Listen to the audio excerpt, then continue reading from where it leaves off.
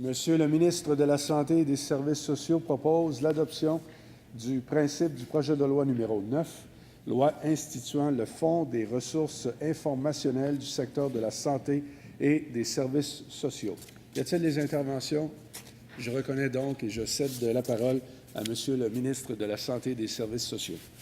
Merci beaucoup, Monsieur le Président. Alors, le 15 novembre dernier, comme vous l'avez indiqué, nous avons présenté à l'Assemblée nationale le projet de loi numéro 9 intitulé « Loi instituant le Fonds des ressources informationnelles du secteur de la santé et des services sociaux ». Ce projet de loi propose la création d'un fonds spécial dédié au financement des activités et des services des ressources informationnelles qui seront désormais offerts par le ministère de la Santé et des Services sociaux au réseau de la santé et des services sociaux et à d'autres secteurs, d'autres acteurs du domaine de la santé et des services sociaux, comme par exemple les groupes de médecins de famille. Ces services étaient auparavant donnés par la Société de gestion informatique, qu'on appelle la SOGIC, qui sera intégrée prochainement au ministère de la Santé et des Services sociaux. La création d'un fonds dédié, Monsieur le Président, s'inscrit dans le cadre de l'intégration avec ses ressources et avec ses actifs de la SOGIC au ministère de la Santé et des Services sociaux. Les avantages de la création d'un fonds dédié en ressources informationnelles sont nombreux.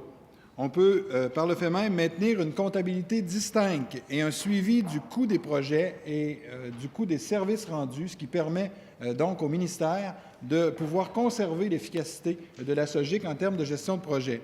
On peut maintenir la facturation, Monsieur le Président, aux établissements selon l'approche de l'utilisateur payeur, ce qui favorise une meilleure imputabilité des dépenses en ressources informationnelles. On peut aussi avoir un meilleur contrôle sur les activités en technologie de l'information qui sont offertes par le ministère de la Santé et des Services sociaux. On peut avoir une comptabilité distincte, transparente et apparier dans le temps les dépenses et les revenus pour chacun des projets qui sont gérés par le ministère et ça permet une meilleure reddition de comptes en technologie de l'information. Monsieur le Président, j'aimerais rassurer cette Chambre, la création du fonds dédié ne crée aucun nouveau besoin financier au ministère de la Santé et des Services sociaux. Les activités de SOGIC sont présentement entièrement financées par des fonds publics déjà au budget. Ce projet de loi est nécessaire, Monsieur le Président, à cause de la loi sur la dissolution de la SOGIC qui a été adoptée le 10 mai 2012 et qui a été sanctionnée le 16 mai 2012 et qui doit entrer en vigueur au plus tard le 16 mai 2013, Monsieur le Président. Cette loi permet d'intégrer la SOGIC à l'intérieur du ministère et nous voulons accélérer cette intégration de façon à pouvoir conserver les compétences et les expertises qui sont déjà au sein de la SOGIC et pouvoir faire en sorte d'assurer un transfert harmonieux et rapide de ces activités-là au sein du ministère de la Santé et des Services sociaux. Permettez-moi, Monsieur le Président, de rappeler qu'est-ce qu'était SOGIC et qu'est-ce qu'il est encore jusqu'à ce qu'il soit complètement intégré au ministère de la Santé et des Services sociaux. SOGIC est un organisme à but non lucratif qui offre des services informatiques exclusivement au secteur québécois de la santé et des services sociaux.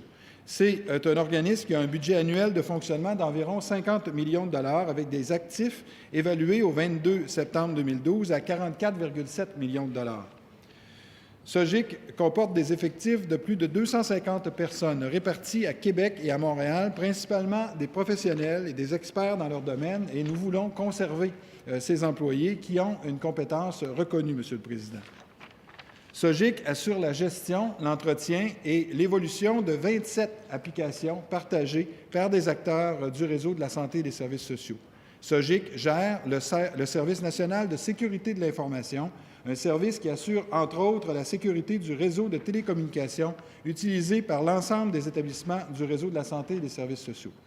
Sur mandat du ministère, des agences et des établissements, SOGIC est maître d'œuvre de plusieurs projets informatiques. Il opère un centre de service en opération 24 heures sur 24, 365 jours par année, et ce centre de service est la porte d'entrée de toutes les demandes d'assistance concernant l'utilisation ou la maintenance des actifs d'intérêt commun du réseau de la santé et des services sociaux. SOGIC négocie, acquiert, gère et fournit des conseils sur les droits d'utilisation des licences logicielles pour le réseau. Il opère aussi un centre de traitement informatique partagé dédié au réseau. Il soutient l'informatisation des groupes de médecins de famille et des cliniques médicales et il joue un rôle de premier plan dans l'exploitation et la sécurité du réseau intégré de télécommunications médias pour le réseau de la santé et des services sociaux. Alors, c'est tout ça, SOGIC, et ces activités que nous allons intégrer au ministère selon les objectifs de la loi sur la gouvernance et la gestion des ressources informationnelles des organismes publics et des entreprises du gouvernement. Alors, ce nouveau cadre législatif qu'on a adopté à l'Assemblée nationale exprime très clairement les orientations à mettre en place en matière de technologie de l'information, et j'en cite quelques-uns. Nous voulons favoriser la mise en commun des ressources informationnelles et des services opérationnels dans le but d'éviter, Monsieur le Président, des duplications coûteuses et de réaliser donc des économies d'échelle. Nous voulons aussi rapatrier les ressources humaines qualifiées au sein de l'appareil public et diminuer le recours aux ressources externes, aux contrats à l'externe, pour encadrer davantage ces contrats lorsque requis. Il est important que le ministère ait une compétence à l'interne pour être en mesure d'apprécier la réalisation des contrats et de coordonner les activités des firmes externes qui sont parfois appelées à collaborer à certains projets de développement. La création de ce fonds, Monsieur le Président, est une étape importante pour permettre au ministère de la Santé et des Services sociaux d'accueillir les ressources et les actifs de SOGIC avec le moins d'impact possible sur les activités de SOGIC et les utilisateurs. Ce projet de loi, Monsieur le Président, prévoit également de régulariser un prêt que SOGIC détient actuellement et qu'on doit régulariser selon les bonnes pratiques des finances publiques. Et on doit également adopter le budget de SOGIC pour l'année 2012-2013 qui reste à écouler et l'année 2013-2014. En somme, Monsieur le Président, le projet de loi 9 permet de mettre en valeur la loi sur la dissolution de la Société de gestion informatique. Et j'invite donc l'Assemblée nationale, Monsieur le Président, à voter en faveur du projet de loi.